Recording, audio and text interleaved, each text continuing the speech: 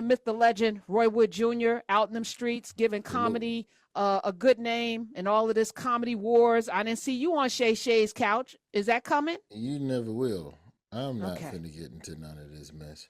A lot of it though, there's a reason why you see more beefing with the veteran comics versus the youngins, because the youngins all have their own lanes and ways to make money.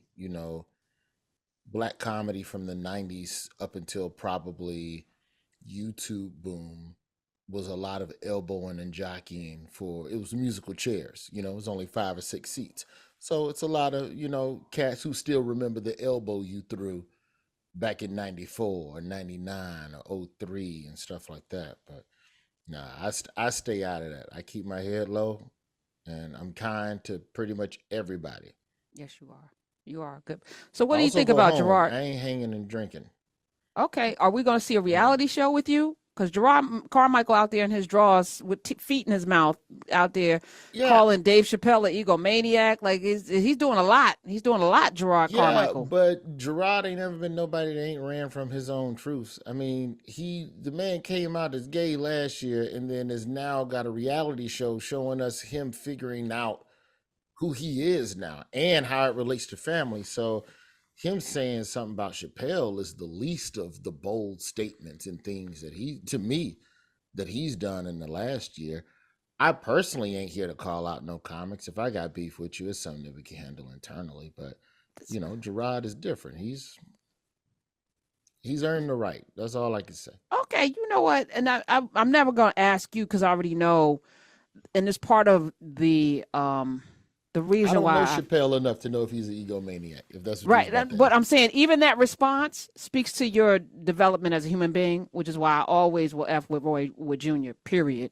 You're a developed person. Do you know what I'm saying? I feel like to Karen's point, there's a lot of folk trying to figure it out and their pathology is playing out in public and we are There, witnessing it at the same time or involved in it. It's crazy. so you got to give some of that grace. Number one, number two. There are some heinous ass people in Black Hollywood, man, and the worst thing about being black and being in entertainment or media is that you know so much more than the general public about people.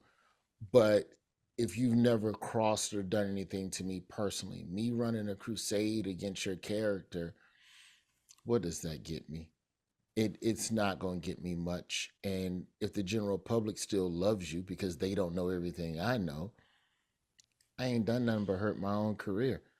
Puffy was taking selfies on a bridge in Miami 2 days ago with And just saying, regular asking folks. people to pray for him.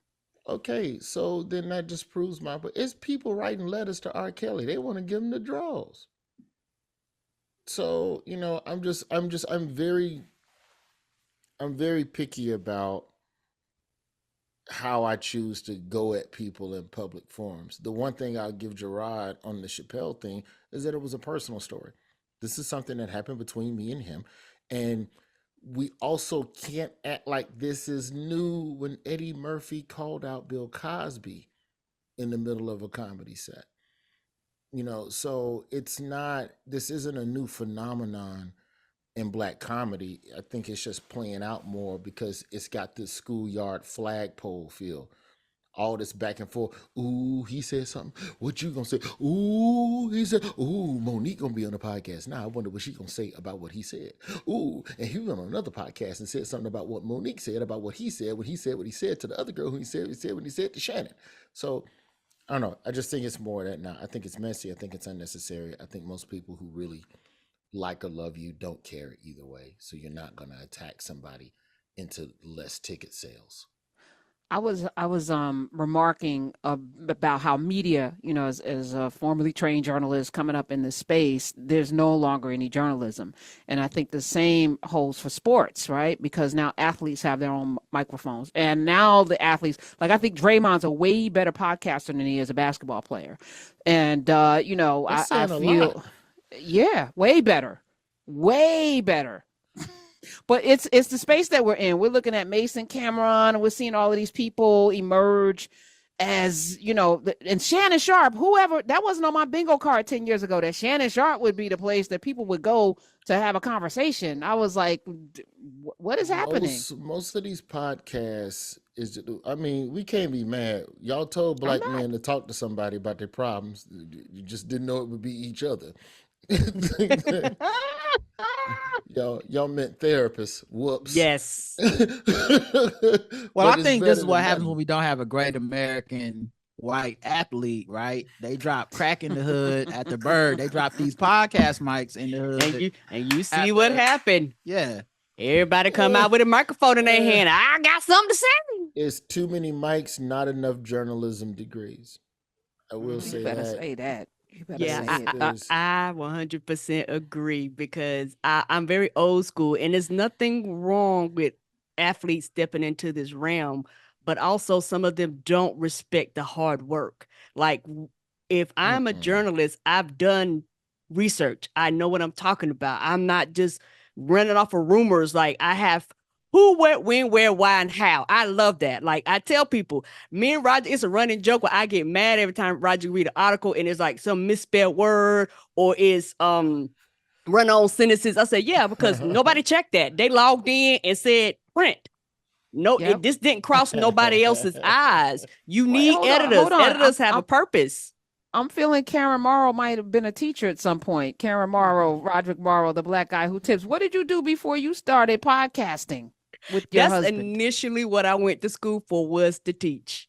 I See? did. Mm-hmm. I see it. I see it.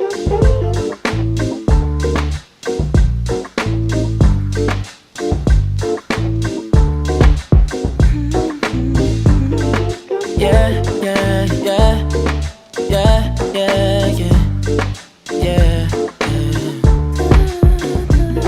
I run my fingers through her hair as she smiles and says that she loves me. Isn't it lovely when the one you're lusting is the one